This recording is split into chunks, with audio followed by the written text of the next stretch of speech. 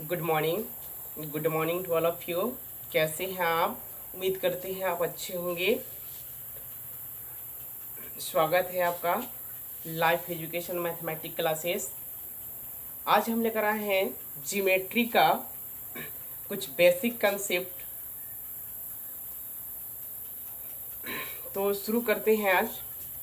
और मेरे भाई और मेरे दोस्त मेरे चैनल को लाइक, सब्सक्राइब और शेयर करें ताकि नए नए वीडियो और ट्रिकली वीडियो आपके पास समय समय पर पहुंचता रहे।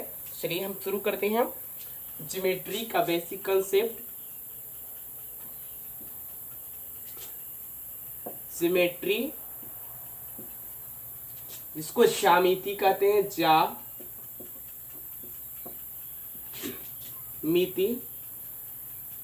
ज्यामिति दो शब्दों से मिलकर बना है, जियो और मेट्री।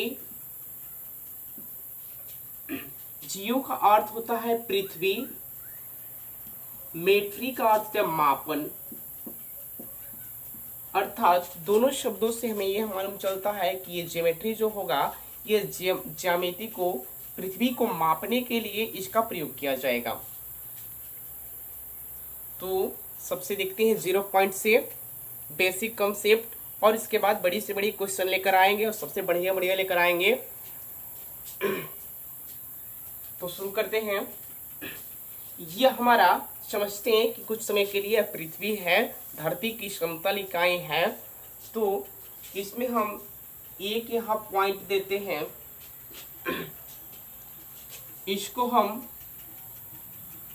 और इसके चारों तरफ देखते हैं यह खाली स्थान है, और इसके चारों तरफ अगर एक पॉइंट है तो पॉइंट बिंदु, एक बिंदु पर 360 डिग्री का कोण बनता है। पूरे अगर इसको हम पूरे मापे इसको, तो ये हमारा 360 डिग्री का कोण पूरा करेगी। 360 डिग्री का कोण पूरा होता है।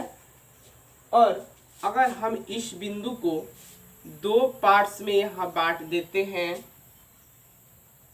तो एक पार्ट ऊपर हो गया, एक नीचे हो गया। इस आधे आधे को बांट रहे हैं तो एक होगा 180 डिग्री। अर्थात हमारे एक रेखा पर 180 डिग्री का कोण बनता है।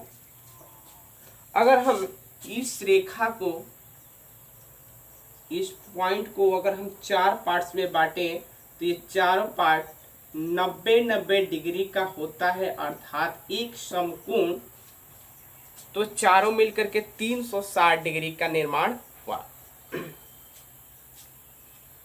अब कुछ पॉइंट देखते हैं। एक बिंदु और उसके बाद यह हमारा जो होता है रेखा होता है, ये दोनों तरफ एरो का निशान बताता है कि हम इसको कहीं से आगे और पीछे की तरफ इसको बढ़ा सकते हैं। इसको रेखा कहते हैं, रेखा, लाइन।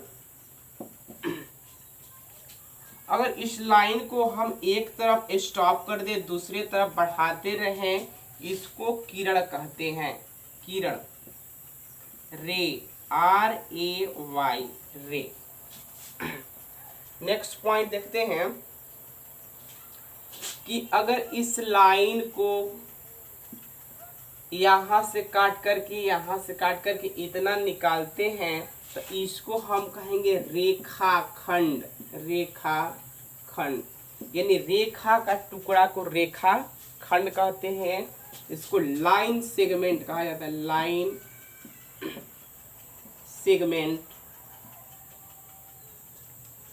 जब एक किरण दूसरी किरण पर रहती है तो एक कोण का निर्माण होता है। कोण कितना हो सकता है? 0 से लेकर के 360। अब जब कोण वाले चैप्टर में हम पढ़ेंगे, इस पर अच्छे से डिस्कशन किया जाएगा। तो सब तब तक ले बेसिक कंसेप्ट। और हम बता दें, यह रेखा जो होता है अनंत बिंदुओं से मिल करके बना होता है। अगर क्वेश्चन है कि एक बिंदु से कितनी रेखाएं खींची जा सकती है, तो एक बिंदु से अनंत रेखाएं खींची जा सकती है। जितना चाहे उतना इस पर खींच सकते हैं, अनंत अनगिनत अपरिभाषित इस पर रेखाएं खींची जा सकती है। दूसरे पॉइंट की दो बिंदुओं से कितनी रेखाएं खींची जा सकती है, तो दो बिंदुओं से यदि और केवल यदि एक रेखाएं ही खींची जा सकती है। और तीन बिंदुओं से हमें कोई रेखा नहीं खींच पाएंगे।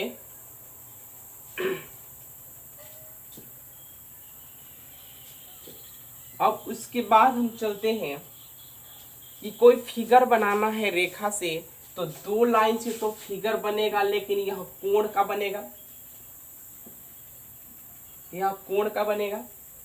अगर हमें फिगर बनाना है तो दो या दो से अधिक रंग रखना पड़ेगा लाइन। जैसे यहां देखते हैं,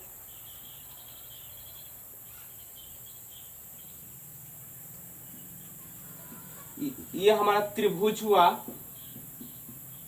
त्रिभुज के 6 प्रकार होते हैं। ये चतुर्भुज हुआ, चतुर्भुज। आगे देखते हैं पंचभुज, षष्ठभुज, सप्तभुज,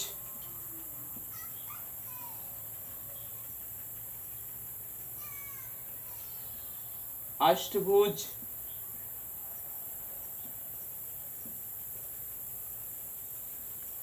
तो हम इसमें यह बताने का प्रयास करते हैं कि ये जो फिगर्स हैं, इसमें कितने कितने डिग्री का कोण बनता है, इसके अंदर कितने डिग्री का, अभ्यंतर में कितने डिग्री का कोण बनता है। तो हमें सभी आदमी को मालूम है कि यह जो त्रिभुज में 180 डिग्री का कोण बनता है, चतुर्भुज में 360 डिग्री का बनता है, पंचभुज में 540 डिग्री का बनता है। इसी तरह आगे सोचते रहेंगे तो ये भुजाएं बढ़ते रहेंगे तो कोण भी बढ़ता रहेगा।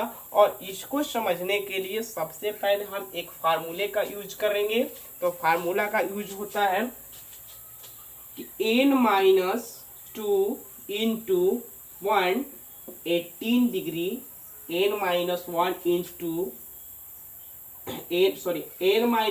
Into 180 degree. इस फार्मूले का यूज करते हैं और देखते हैं कि सारे फिगर्स का कोण कैसे निकालते हैं। अगर त्रिभुज कहता है, n जो है भुजाओं की संख्या को दर्शाता है, भुजाओं की संख्या को दिखाता है। n जो है भुजाओं की संख्या को दिखाता है। तो त्रिभुज के लिए रखेंगे वही formula n-2 into 180 degree.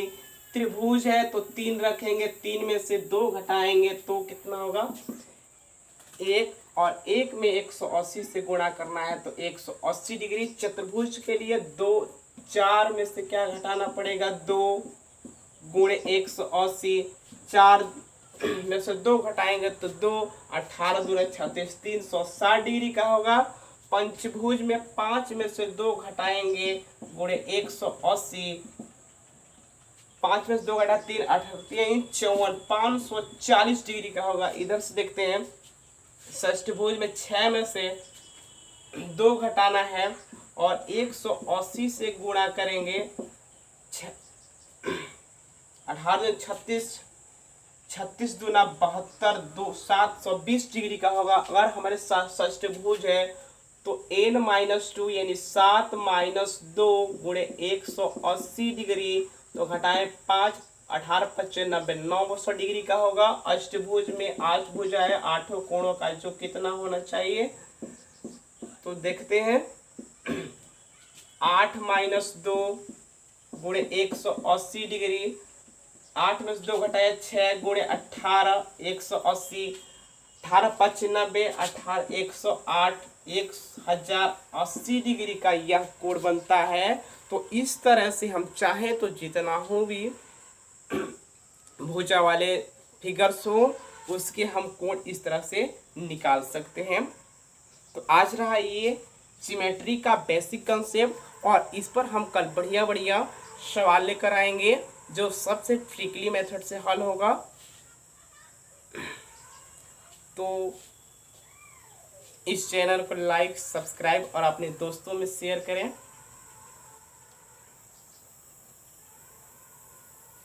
Thank you.